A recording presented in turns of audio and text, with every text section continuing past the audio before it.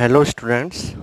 बेटा आज की अपनी जो क्लास है उसमें हम अपनी फर्स्ट जो यूनिट है उसके कुछ न्यूमेरिकल्स जो मैंने आपको नोट्स में दिए हुए हैं उन्हें कराऊंगा और उसके बाद हम अगर टाइम मिला तो नेक्स्ट वीडियो हम चालू करेंगे।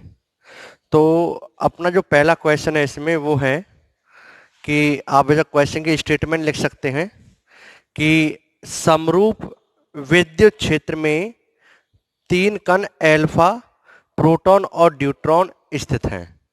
तो उनके त्वरणों का अनुपात आपको ज्ञात करना है। ठीक है, क्वेश्चन क्या है कि एक समरूप विद्युत क्षेत्र है और उस समरूप विद्युत क्षेत्र में तीन कण स्थित हैं। कौन कौन से बेटा? एक एल्फा, एक प्रोटॉन और एक ड्यूट्रॉन। ड्यूट्रॉन, चलो पूरा नाम लिखता हूं, ड्यूट्रॉन। ठीक है, तीन कण है एल्फा, प्रोटॉन और ड्यूट्रॉन, जिसको मैं छोटी डी से रिप्रेजेंट कर रहा हूं। अब ये तीनों एल्फा कण एक समरूप विद्युत क्षेत्र में रखे हुए हैं।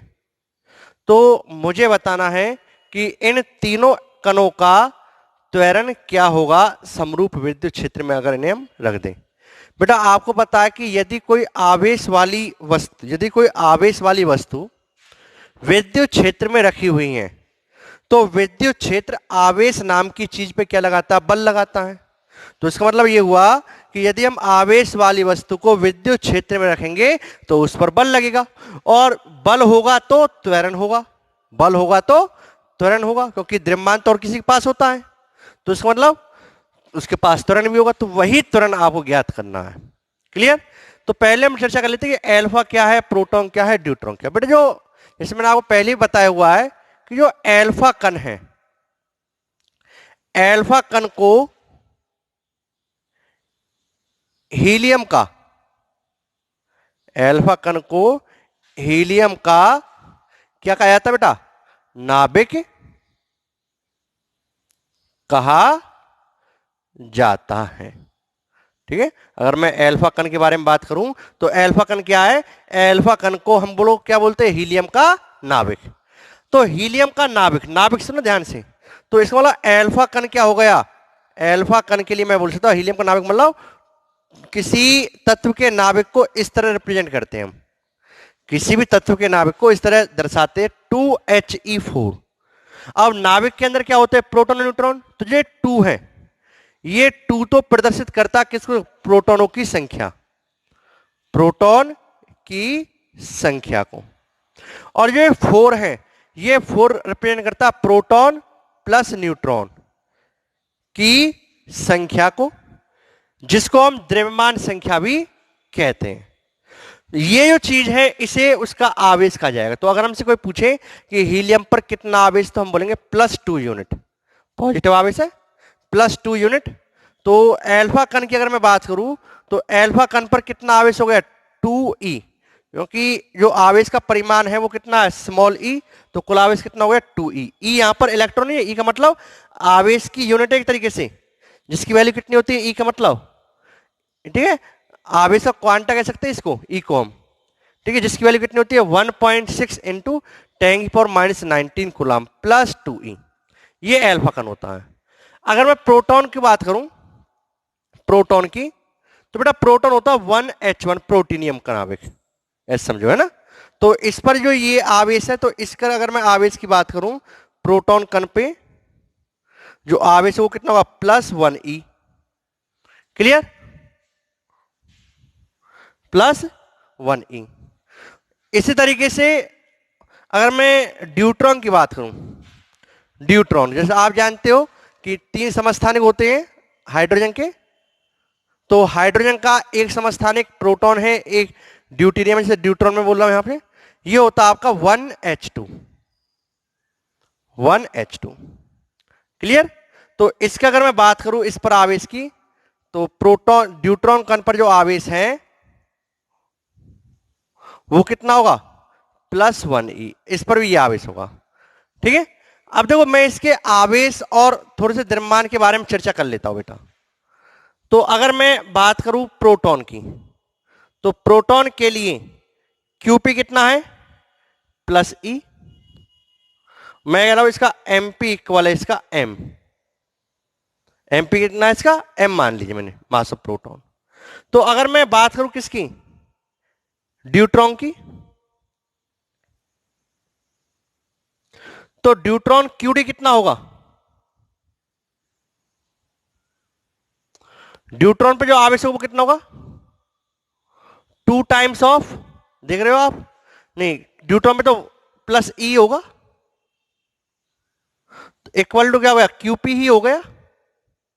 और जो अगर मैं इसके मास की बात करूं एम डी, तो ये कितना होगा? इसका दोगुना 1H2, तो 2 टाइम्स ऑफ एम पी या 2m कह लो, equal M P, 2 times of M P. Clear? अगर मैं बात करता हूं एल्फा कण की, तो एल्फा कण पे जो आवेश है क्यू एल्फा कितना? +2e, तो क्या बोलेंगे? 2 टाइम्स ऑफ क्यूपी, प्रोटॉन के आवेश का दोगुना। और मास की बात करो एम एल्फा, वो कितना होगा?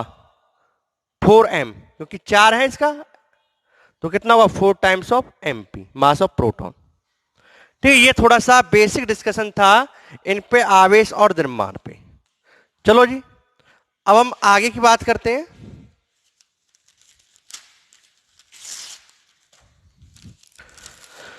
हाँ जी, तो अब ये तीनों जो कण हैं, प्रोटॉन, एल्फा और ड्यूट्रॉन, इन तीनों को क्या किया गया? समरूप विद्युत क्षेत्र में रख दिया। जब समरूप विद्युत क्षेत्र में हम रखेंगे तीनों को, तो विद्युत क्षेत्र क्या लगाएगा? बल लगाएगा आवेश वाली वस्तु पर। तो बेटा अगर मैं बात करूं प्रोटॉन पे, तो प्रोटॉन पे लगने वाला बल कितना होगा? प्रोटॉन का आवेश इंटू विद्युत क्षेत्र ई। अगर मैं बात करूं ड्यूट्रॉन की, तो ड्यूट्रॉन पे लगने वाला बल कितना होगा? ड्यूट्रॉन पर आवेश क्यू डी इंटू विद्युत क्षेत्र ई। अगर मैं बात करूं किसकी? एल्फा कण पे बल की, तो कितना हुआ? एल्फा कण पर आवेश इंटू विद्युत क्षेत्र ई, क्योंकि किसी क्यू आवेश पे लगने वाला बल क्या होता? Q E. तो यहां से अगर मैं बात करता हूं त्वरण की, प्रोटॉन के त्वरण की, तो क्या होगा? त्वरण क्या होता है? बल बटे द्रव्यमान, तो एफ बी बटे एम पी। तो कितना है बेटा? एफ बी कितना? QP upon M P into E. अगर मैं बात करूं किसकी? ड्यूट्रॉन के त्वरण की, तो कितना होगा? ड्यूट्रॉन का त्वरण, ड्यूट्रॉन पे लगने वाला बल F D divide by deuteron का द्रव्यमान एम डी। अब ड्यूट्रॉन पे लगने वाला बल कितना? क्यू डी इंटू ई और M D upon M D. अगर बेटा मैं अब देखो, ड्यूट्रॉन पे जो आवेश वो कितना? क्यूपी के बराबर है, और ड्यूट्रॉन का जो मास वो किसके बराबर है? प्रोटॉन के द्रव्यमान का दोगुना। तो मैं ऐसे लिख सकता हूं क्यूपी, क्योंकि क्यूडी बराबर QP into E divide by MD. MD कितना है? 2 टाइम्स ऑफ एमपी। क्लियर? तो ये आ गया आपका 1/2 QP E divide by MP. अगर मैं बात करूं किसकी? एल्फा कण के त्वरण की,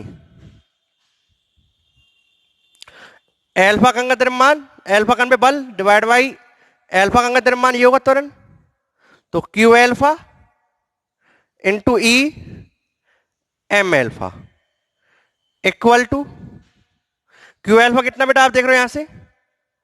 2 टाइम्स ऑफ क्यूपी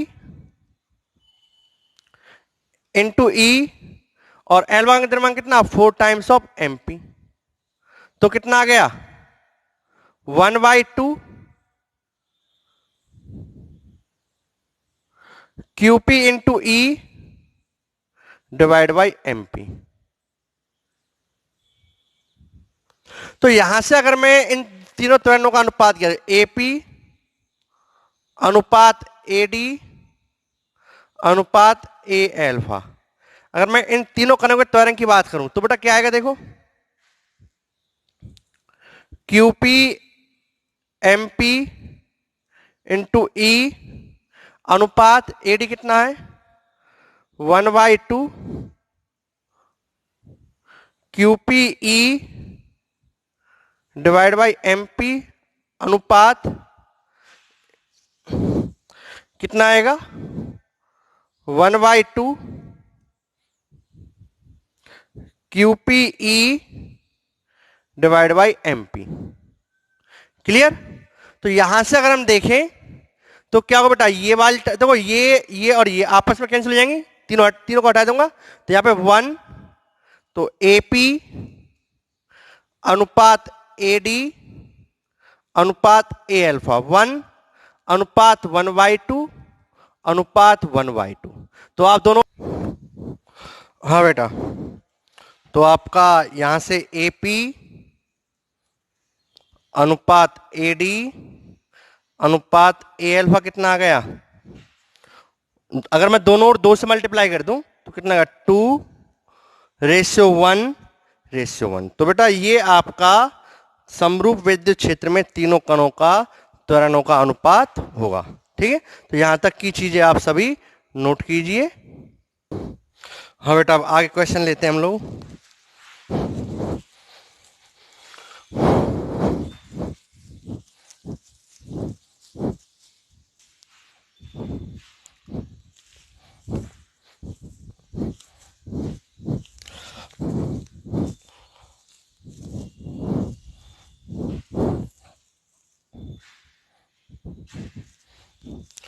अगला क्वेश्चन क्या है कि एक समबाहु त्रिभुज है,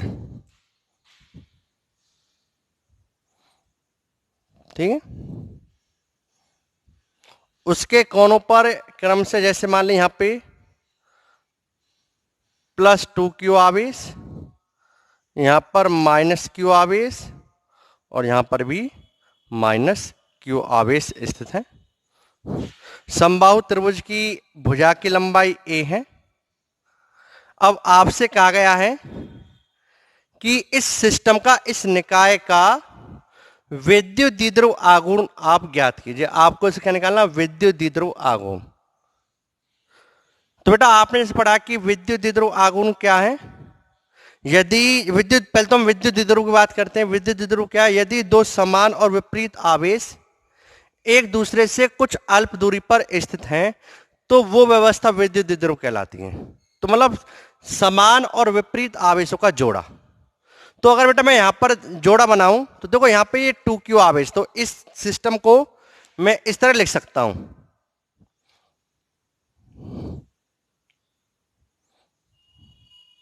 ये आपका समबाहु त्रिभुज, यहां पर आपका -q आवेश, यहां पर भी आपका -q आवेश, और यहां पर जो +2q आवेश है इसको मैं 2 टुकड़ों में तोड़ सकता हूं। एक आपका ऐसे +q, और ठीक है, एक टुकड़ा ये और एक टुकड़ा +q। मैंने 2 को अलग अलग करके लिख लिया है ना, उन्हीं को तो इस तरीके से।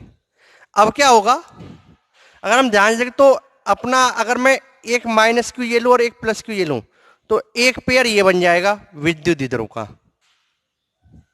और अगर मैं यहां पे देखो बेटा एक +q ये लूं और एक -q ये लूं तो एक पेयर ये बन जाएगा हमारा विद्युत द्विध्रुव का। जबकि ये वाला जो पेयर है ये पेयर नहीं हो, क्योंकि ये समान आवेश। तो हमारे यहां पर 2 पेयर हैं विद्युत द्विध्रुव के, एक ये वाला जोड़ा और एक ये वाला जोड़ा। तो यहां पर इन 2 का विद्युत द्विध्रुव आघूर्ण होगा।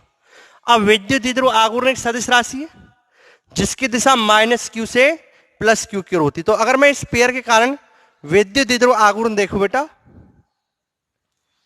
ठीक है, तो अगर मैं इस पेयर का विद्युत द्विध्रुव आघूर्ण देखता हूं तो हमारे पास 2 पेयर है, तो इस -q और +q के कारण विद्युत द्विध्रुव किधर होगा, इधर की ओर। ये हो गया P1, और इस -q और +q का विद्युत द्विध्रुव किधर होगा, ये पेयर हो गया आपका P2। तो 2 विद्युत द्विध्रुव हो गए P1 और P2। क्लियर? ये वाला जो एंगल है इनके बीच में, क्योंकि समबाहु त्रिभुज ये एंगल कितना होगा 60 डिग्री, ठीक है। तो नेट विद्युत आघूर्ण क्या हुआ, इन दोनों का सदिश योग। तो मैं क्या करूंगा, इन दोनों का सदिश योग निकालूंगा। तो सदिश योग निकालने के लिए मुझे क्या करना पड़ेगा, चतुर्भुज बना लिया मैंने। तो ये क्या होगा, तो इनका जो नेट विद्युत आघूर्ण आएगा वो इस लाइन के अलोंग होगा, ये पी नेट होगा।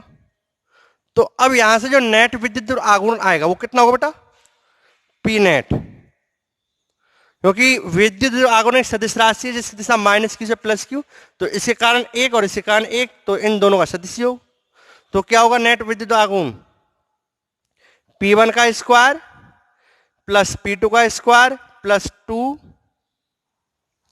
P1 P2 cos theta, theta कितना यहाँ पे 60 डिग्री। अब आप एक चीज देखो बेटा, P1 कितना है, किसी एक आवेश का परिमाण Q इंटू दूरी, दूरी कितनी है A।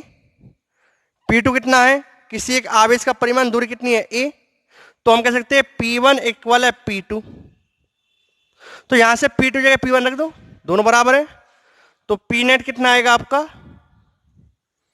अंडर रूट P1 का स्क्वायर प्लस P2 जगह रख दिया P1 का स्क्वायर प्लस 2 P1 और P2 क्या रख दिया हमने, P1 cos 60 कितना होता है 1/2। क्लियर, तो 2 से 2 कैंसिल, तो यहां से कितना आ गया P नेट, इधर लिख रहा हूं मैं। तो P नेट कितना आ गया आपका, under root P1 square plus P2 square plus P1 square, sorry P2 है, P2 जगह P1 रख दिया ना हमने, P1 स्क्वायर, तो 3 अंडर रूट 3 P1 स्क्वायर, तो अंडर रूट 3 P1, तो P नेट कितना आ गया आपका, अंडर रूट 3 P1 कितना होगा Q इंटू ए। तो ये आपका फाइनली आंसर होगा। तो इस तरीके से ये क्वेश्चन आपका सॉल्व होगा। तो बेटा यहां तक की सभी चीजें आप नोट कीजिए, नोट कर बेटा सब चीज। चलो आपने नोट कर ली होंगी। अब हम आगे एक क्वेश्चन और करेंगे बेटा, जैसे ठीक है ना, इससे जो अगला क्वेश्चन नोट्स में वो शायद मैंने पहले किसी वीडियो में बल वाले में कराया हुआ आपको। अगला क्वेश्चन और करते हैं हम लोग, ठीक है। इस टाइप के क्वेश्चन भी मैंने आपको कूलाम के नियम में कराए हुए थे।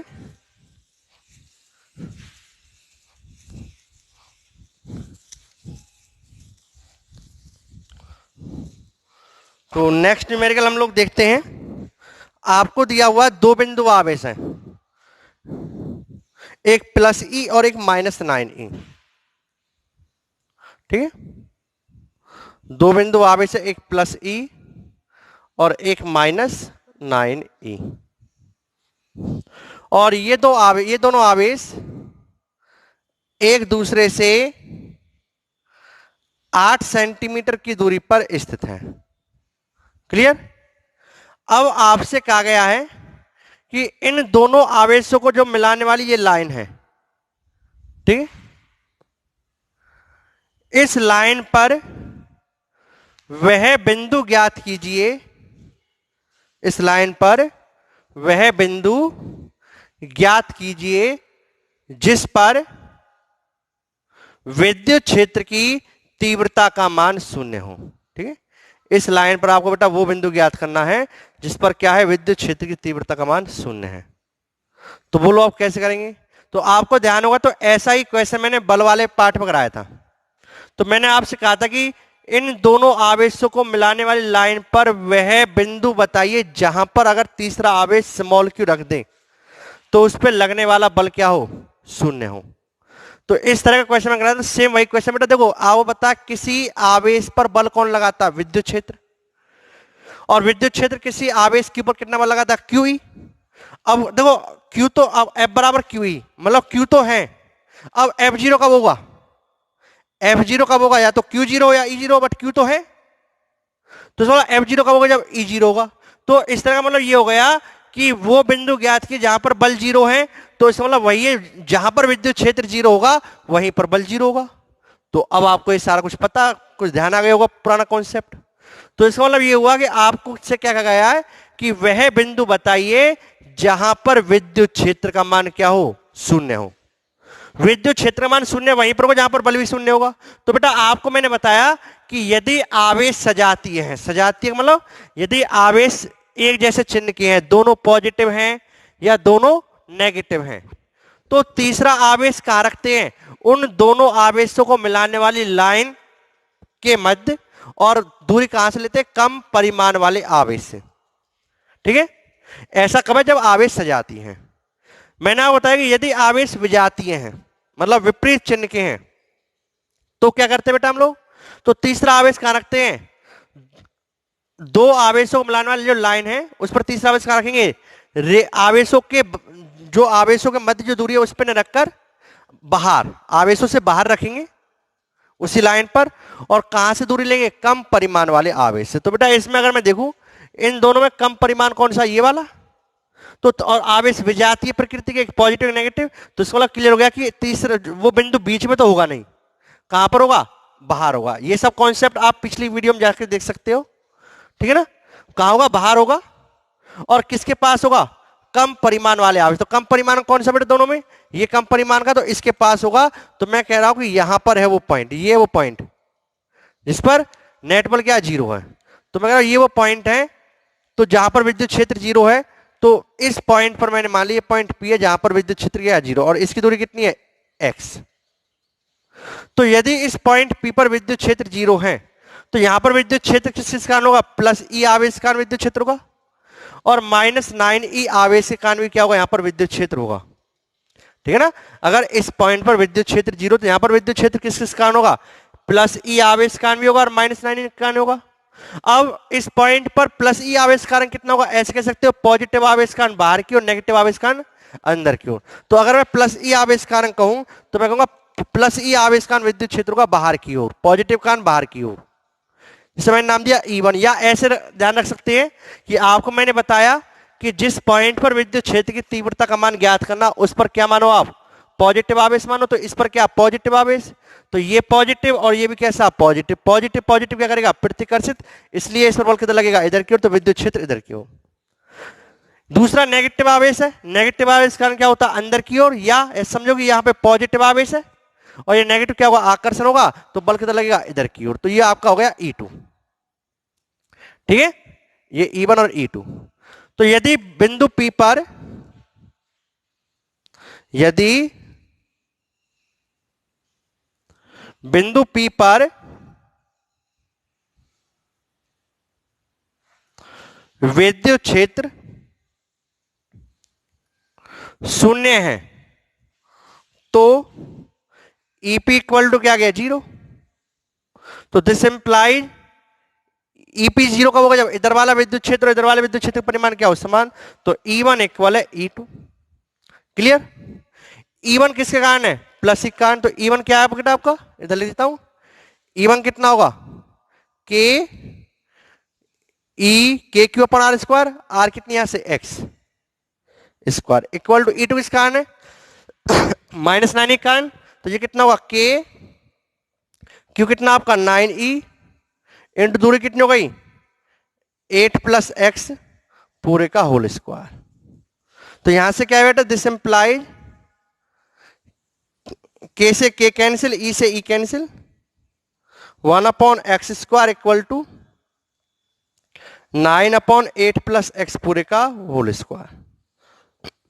तो दिस इंप्लाइज 1/x पूरे का स्क्वायर इक्वल टू कितना आ गया? 9 3/8 + x पूरे का होल स्क्वायर। स्क्वायर से स्क्वायर कैंसिल। तो यहां से आपका आंसर क्या है बेटा? यहां से आपका आंसर आएगा 1/x इक्वल टू 3/8 + x। तो इधर लेगा इसको 8 + x इक्वल टू कितना हो गया? 3x।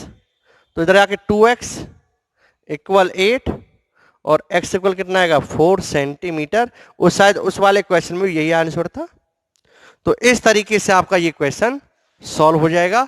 तो आपको मैंने विद्युत क्षेत्र पर आधारित कुछ न्यूमेरिकल्स आपको स्कूल के अकॉर्डिंग भी करा दिए हैं, तो आप इन्हें नोट कीजिए। यहां तक की सारी चीजें आप नोट करें अच्छे ढंग से।